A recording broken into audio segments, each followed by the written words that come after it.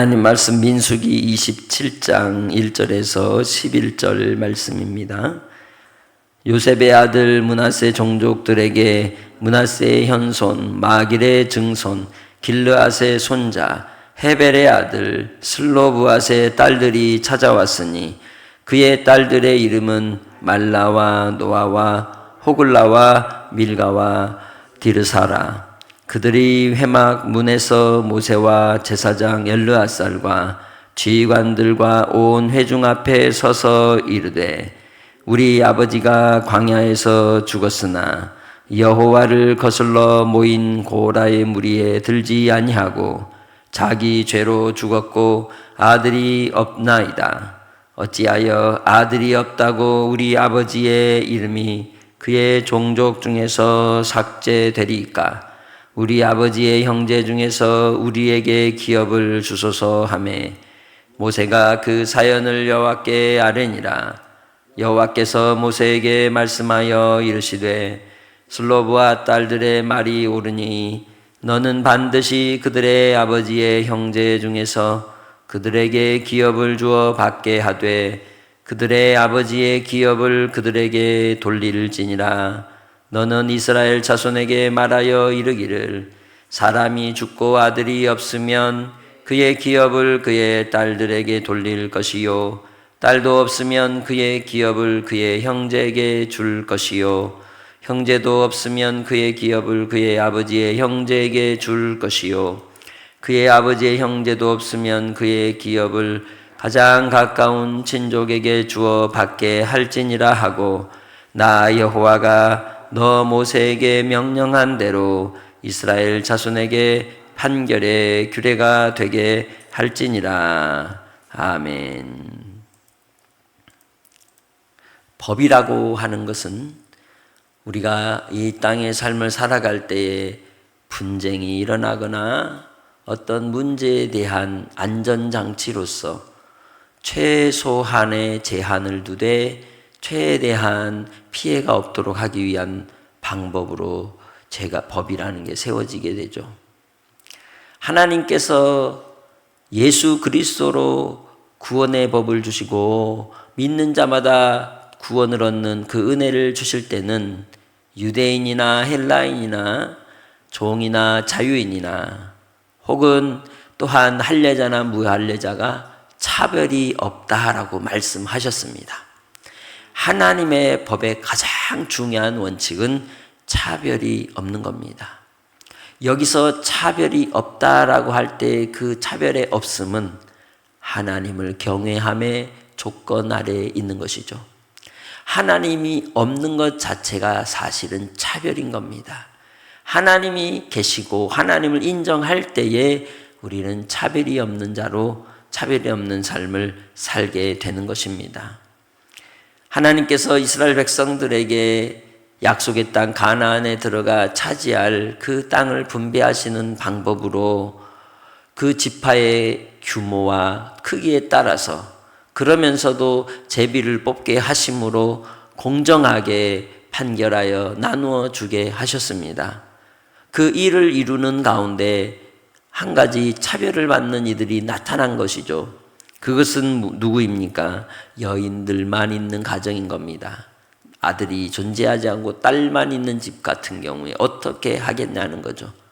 더군다나 이제 처음 땅을 분배받게 되는데 그 인구조사를 마치고 땅을 분배하기 위하여 그 가정의 부모들, 이 아버지를 쭉 거론을 하는데 슬로브앗이 빠진 거죠.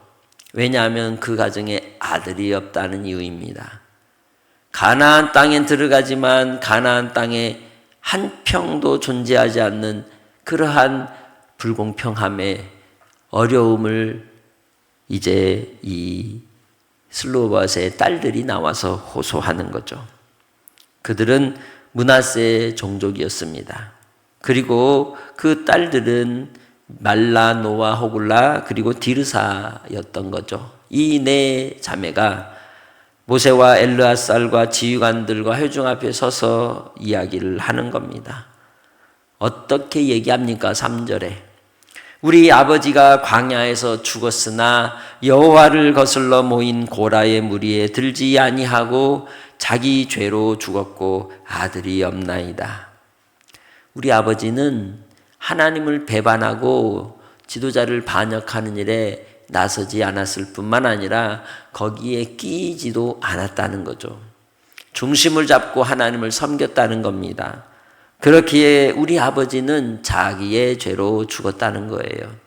광야에서 1세대가 다 죽을 때 우리 아버지도 이스라엘의 죄에 대한 하나님의 징계의 심판의 판결로 인하여 죽었다는 겁니다. 아들이 없은 채 딸만 내신 우리에게 아들이 없다는 이유로 아버지의 이름이 삭제되고 마는 그러한 비참함을 어떻게 할 거냐는 거죠. 그들은 분명하게 얘기합니다. 땅을 분배받지 못했다는 것보다 더 중요한 건 아버지의 이름이 삭제되었다는 데 있다는 거예요. 왜 탄원을 하고 왜 호소를 하며 왜 이 일에 대하여 애타게 간구하느냐? 우리 아버지 이름을 왜 빼냐는 거죠.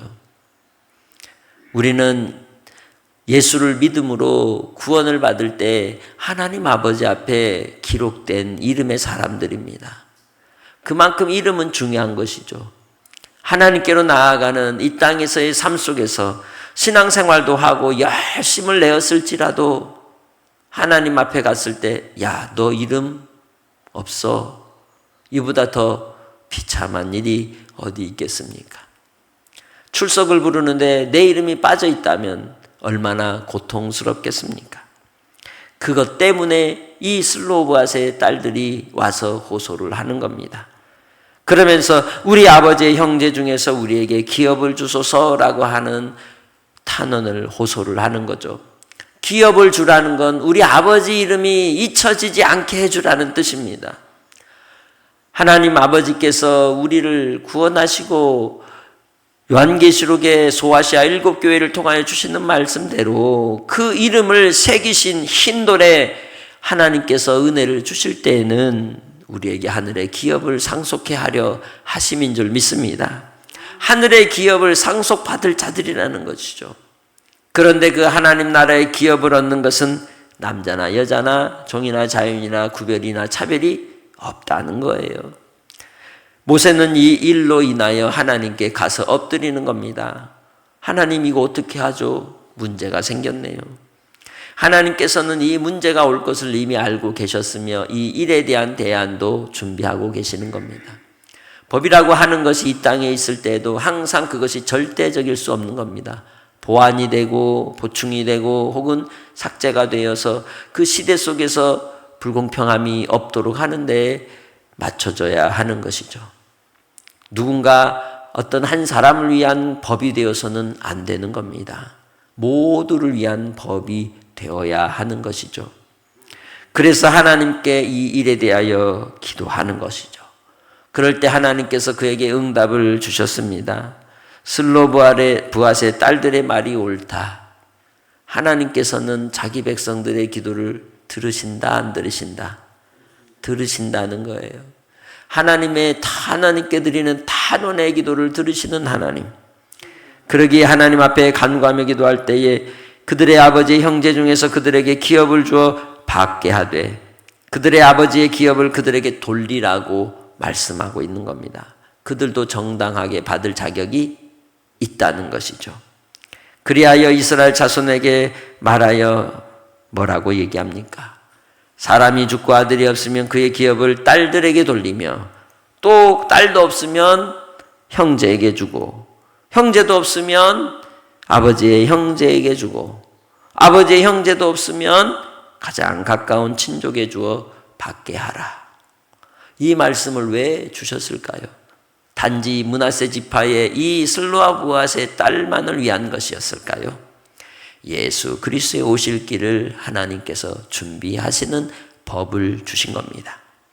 예수님은 정당한 법의 절차를 따라서 이 땅에 오셨으며 그 법을 온전히 성취하시고 만족해 하시고 우리를 구원하신 일에도 온전한 만족을 이루신 줄 믿습니다. 그러게 이방인인 우리가 2000여 년이 지난 지금 이 시대 속에서도 예수 믿는 자들은 구원받으리라 하신 말씀이 합당한 것이며 정당한 것인 줄 믿습니다. 지금도 살아계시는 하나님 앞에 우리가 나아갈 때 그 하나님께 간구와 기도를 올리며 주의 뜻을 구할 때 응답하여 주실 줄 믿습니다. 뿐만 아니라 모세를 통하여 명령한 대로 그 판결을 내려 슬로브앗의 딸들에게도 기업을 주게 되죠. 그리고 또한 그 기업을 통하여 바로 기업 물을 자의 법이 세워지게 되고, 그리고 또한 룻기서에 나오는 그 룻을 통하여 하나님께서 보아스로 바로 예수 그리스도에 오시는 다윗 왕의 계보를 새롭게 열어주신 줄 믿습니다. 그것은 하나님의 은혜를 입은 자였기 때문입니다. 슬로브앗의 딸들도 은혜를 입었기 때문입니다. 우리도 예수 안에서 십자가의 사랑으로 말미암는 은혜를 입었기에 하늘에 기업이 있는 줄 믿습니다. 나의 삶의 자리에서 하나님의 나라와 영광을 위하여 날마다 달려가는 믿음의 권속들이 다 되시기를 주의 이름으로 축복합니다. 이 땅의 삶을 통하여 하나님의 행하실 놀라운 일들을 위해 우리는 나가야 할 줄로 믿습니다. 주의 뜻이 이루어지기까지 믿음으로써 신앙의 경주 속에 하나님의 뜻이 이루어지는 놀라운 은혜를 맛보는 복된 성도들이 다 되시기를 주의 이름으로 축복합니다. 나의 나된 것은 주님의 은혜입니다. 나의 나된 것은 하나님의 사랑입니다. 나의 나된 것으로 말미암아 하나님께서 하늘의 기업을 있게 하시는 하늘 상속자라는 것을 잊지 않고 차별이 없으신 하나님의 은혜와 사랑 안에서 오늘도 승리하시길 바랍니다. 믿음으로써 나아가시길 주의 이름으로 축복합니다. 그리고 하나님께 나아가 기도할 용기를 내시기를 바랍니다. 지금도 주님은 기도하는 자의 기도를 들으십니다. 우리도 아이들을 키우다 보면 조용히 얌전히 있는 애에겐 잘 안 챙기게 되죠. 알아서 잘 하니까. 이쁘긴 이쁜데 어떤 애에게 더 신경이 쓰여요? 울어제끼는 애기한테 가잖아요. 하나님 앞에 우리가 나아갈 때도 하나님 필요하면 어떻게 해요? 매달리는 겁니다. 구하는 겁니다. 하나님께서 그 뜻을 이루시기까지 부르짖으며 또한 마태복음 7장에 말씀하듯 구하고 찾고 두드릴 때 열어주시고 응답하시고 가장 좋은 성령으로 충만하게 하시는 줄 믿습니다. 오늘 한 날이 성령 충만한 한 날 되시기를 주의 이름으로 축복합니다. 하나님 아버지 감사합니다. 나의 삶의 자리에서 여전히 함께 하시고 붙드시고 이끄시는 주가 계시기에 오늘도 기쁨과 감사로 한 날을 승리하게 하옵소서. 아버지 하나님, 하늘의 상속자로 부름을 입은 것이 차별이 없는 하나님의 은혜임을 고백합니다. 오늘도 주님 안에서 우리가 하나님께 기억된 바 된 주의 백성임을 잊지 않게 하시고 여수루나 이스라엘이여 너희는 행복한 사람이다 하신 주의 말씀대로 주여 오늘 하루가 행복한 삶이 되게 하옵소서. 감사 영광 돌리옵고 예수님의 이름으로 기도합니다. 아멘.